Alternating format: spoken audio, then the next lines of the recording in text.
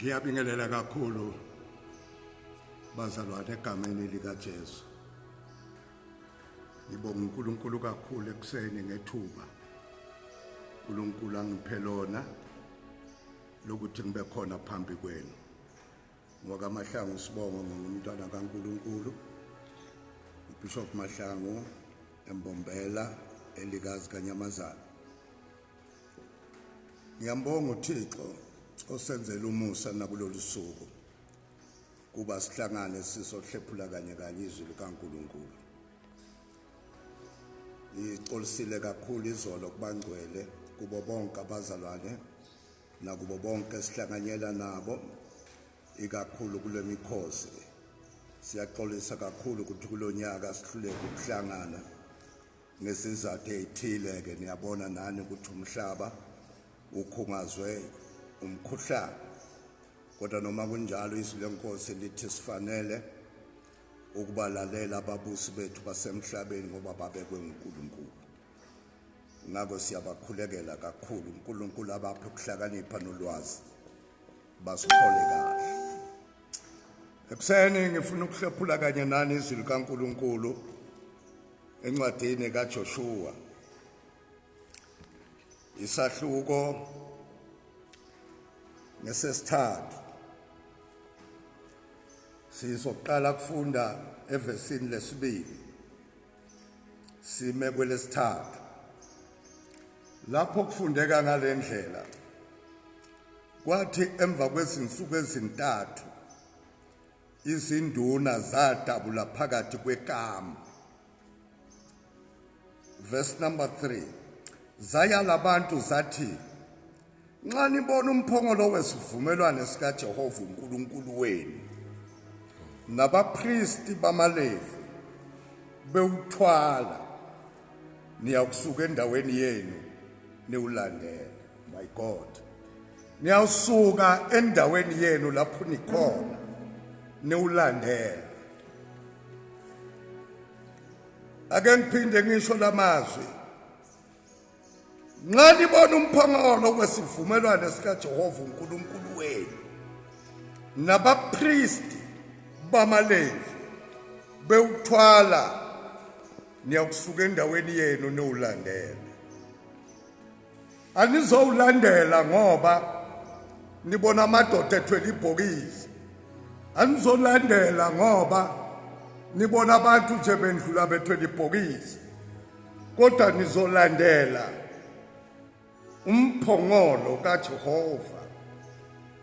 Yini kuthiwe ngumphongolo kaJehova bawulandela? Isizathu umphongolo umele uNkulunkulu. Lamadoda ayethwele omdala weyinsuku.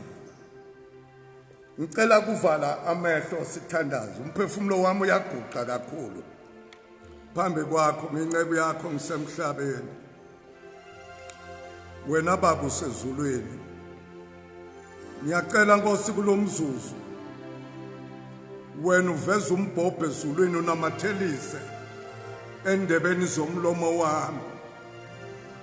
Izwi lakho liphume lihlaba njengamehlo, lembathisa amandla ubeke uqobo phezu kwalo ukuze lenze umsebenzi. Cela kwehla phakame wena naKristu Jesu Inkosi. Amen. Lapha bazalwane sithola Israyeli usohambeni. Uhambo lukaIsrayeli lwafika emfuleni iJordani. Lithi umholi wabo kwakunguJoshua. Bafika emfuleni iJordani balala khona ebusuku. Bangaweli kulomfula. Isizathu bangaweli wawugcwele lo mfula kakhulu. Indlela yokuwela yayingekho, kodwa kwakubiza ukuthi bawele. Kwathi makusa ngakusasa wavuka izinduna zayalwa nguJoshua kuthi ngenane ekamu nitshela bonke abantu kuthi nababona amadoda ethwele umphongolo wonke umuntu athathe anako awulandele sokuyahanjwa amadoda ayekhethiwe amadoda akhethwa nguJoshua wathi kulamadoda azothwala lomphongolo ngiyamajina ukuthi lamadoda kuheight yawo bekalingana kwakungekho mude kunomunye kwakungekho mfisha kunomunye babelingana kwakusho ukuthini ke lokhu kwakusho ukuthi uma bengalingani abozukhona ukuthwala lomphongolo lokhu kwakusho ukuthi umoya kuspirit bekufanele balingane kungabikho ozofuna ukundlula komunye omunye azibone ngcono kunomunye kwakubiza ukuthi kumoya balingane kwakungekho ozofuna baphambili angekho ozofuna basemuva bonke bebalingana kumoya kwafanele ukuthi bawuthwale lomphongolo bathi bangawuthwala bonke abantu ekamu basukuma bonke abantu ekamu balandela oh my god balandela umphongolo amadoda ewuthwele lamadoda abheka kulomfula wawugcwele kakhulu izwi likaNkulunkulu lithi kwangena wona lamadoda kulomfula kulamazi bathi bangangena inyawo zabo zangena emanzini uthi omunye ohlabelelako umfula wababona begcwele inkazimulo lo mfula wona wathi hayi sadalwa kule ndoda lithi wahlehlele emuva indlela yavuleka ivulwa yini kunamadoda athwele bukhona bukaBaba uNkulunkulu South Africa lenhle South Africa Mpumalanga bengicela ukuthi sithola amadoda namuhla athwele bukhona bukaNkulunkulu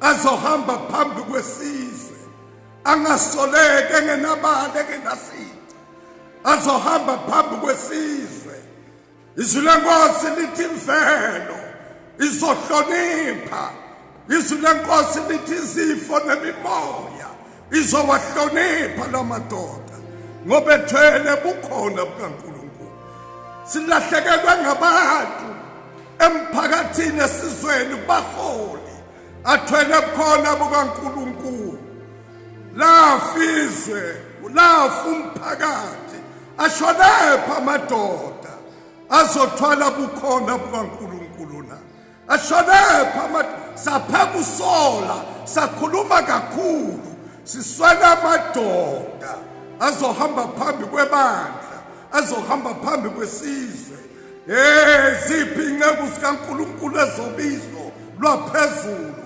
zizohamba phambi kwebandla iBhayibheli lapho liye likhulume khona encwadini yezenzo zabapostoli kuchapter number 5 abantu bakithi bayathanda ukulandela into noma bengayiboni ukuthi iyakuphi lapha kuchapter number 5 lithi kwaba khona isizwe sabantu abekade belandela amadoda nje ayekade bahuga ukuthi bawalandele lithi kwasukuma uGamaliyeli sazimthwethe indoda ethisekayo yayalaba yathi madoda lapha kwasuka indoda engitheduluye yafika yatshela abantu ukuthi babalandele ithi le ndoda yabhubha yafa nabalandeli bayo kwenza omunye uJuda waseGalile naye wahuga abantu ukuthi bamlandele naye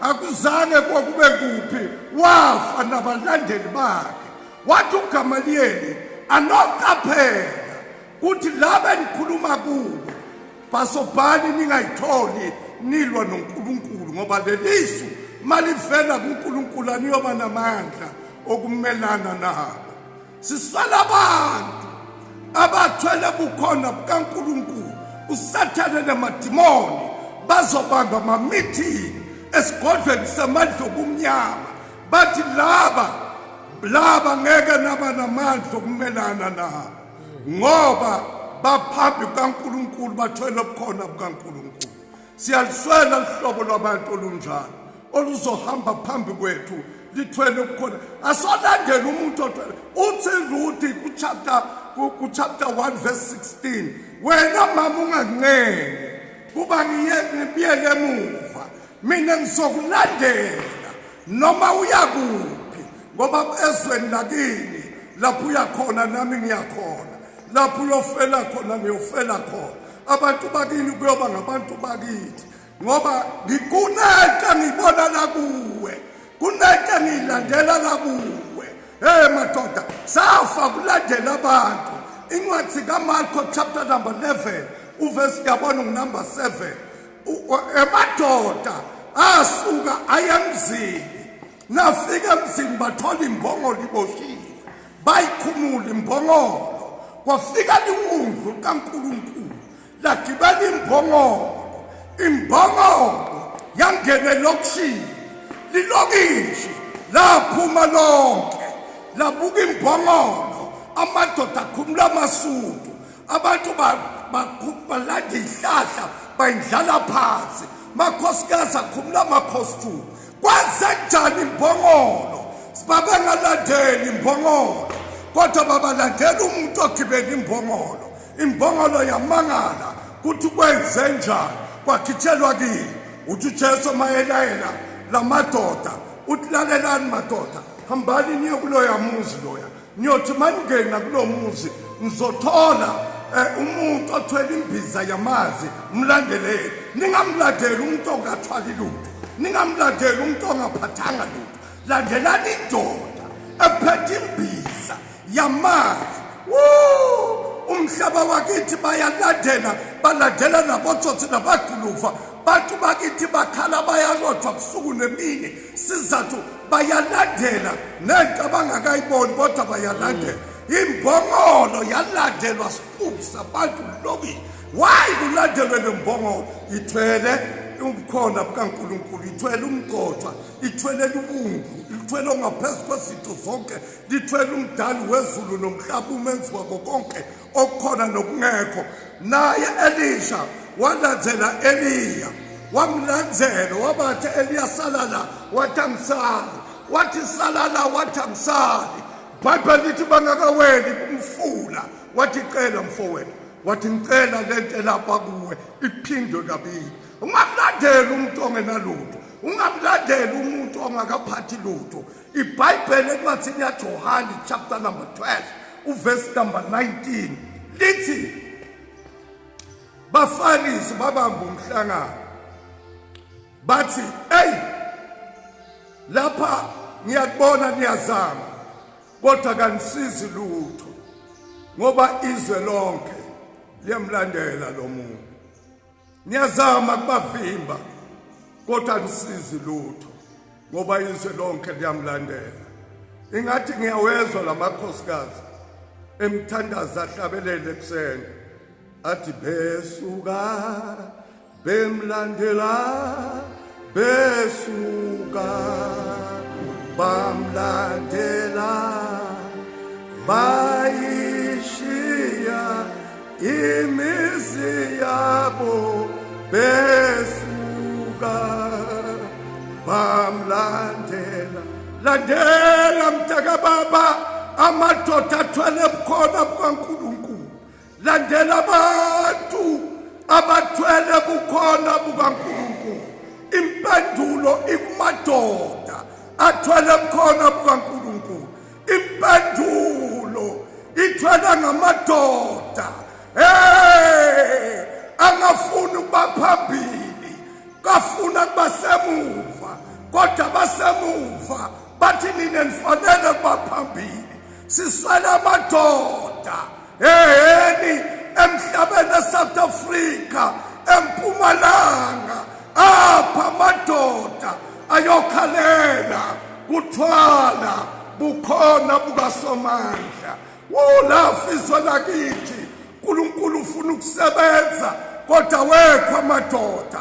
uNkulunkulu ufuna ukusebenza, akawathola amadoda azogibela kuwo, waze wagibela phezu kwembongolo, ngoba amadoda engatholakali apha amadoda eMpumalanga. Ake siyeke ake siyeke ukuphikisana, ake siyeke ukufuna udlula omunye umuntu. Sicela ukuthi umuntu akathwale bukhona bukaNkulunkulu, akuzosho yena, kuzosha abantu bathi lo uthwele bukhona bukaNkulunkulu. Yini wasibiza ngomfundisi wena?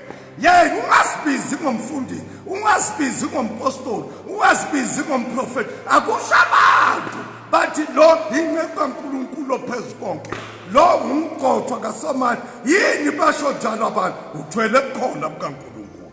Ngicela kuyothandaza nami. Ulandela bani? Ngibani lo muntu ongilandelayo? Abafana bami lapha ebandleni engikhonza kulo, njalo uma sinemvuselelo, ngiyangivama ukutshela abantu ukuthi ningangilandeli mina. Andingazi ukuthi ngibuyaphi, msukulandela mina. Labafana bayangikwatela bathi mkhulu usho njani ukuthi bangakulandela abantu. Ngithi abalandele lo muntu ogibelekile, ngoba mina ngizowenza amaphutha endleleni bese bayalimala. Abalandele le ndoda egibele phezu kwami, ngoba nami ngikhontrolwa ngiyini. Ulandela bani wena? Ulandela bani wena? Sengifuna ukuthandaza, ake ujike, ake ubuke, calaza, cabanga. Wahlupheka kangaka nje wena? Ithi imvelo yavula indlela, imvelo yasabela, yezwa ukuthi kukhona abantu. Nalesifo South Africa sifuna amadoda athwele ukukhona bukaNkulunkulu. Ngiyacela egameni likaKristu, ngiyathandaza namhlanje. Nkosi sikhethele amadoda nobukhona bakho azothwala bukhona. Sengithandaza, ngiyacela hlonipha nawe, ngiyacela ngilalele, ungazenzi lukhuni inhliziyo yakho. Yebo, nguwe lohlupheka, nguwe lodingayo, nguwe lofuna indlela. Lalela sithandaze namhlanje. Yiwa ngamadolo, phakamisa izandla. Sengiyathandaza, babona amandla uNkulunkulu wezulu nomhlaba. Izwi lakho lithi ukhothanyelwe idalwa nemalunga nocucaba lwebandla lasezulwini. Lithi kuwe wedwa ungcwele ngoba uNkulunkulu ongcwele. Umbethe bungcwele basezulwini, ubophe libhande leqiniso ngoba uNkulunkulu weqiniso. Izwi lakho lelo Nkosi seliphumile, ngenze konke othe ngikwenze. Bengicela uphelelise lenkonzo kuleya nhliziyo naleya nhliziyo naleya nhliziyo.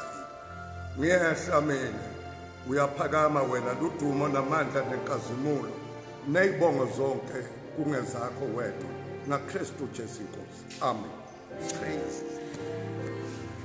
Siyabonga bazalwane, izwi lenkosi. Siyabuya futhi 3 o'clock, Pastor RM Skhonze uyoba khona ngo3. Tune in 3 o'clock, siyabuya siyakhonza egameni likaJesu Kristu. Amen.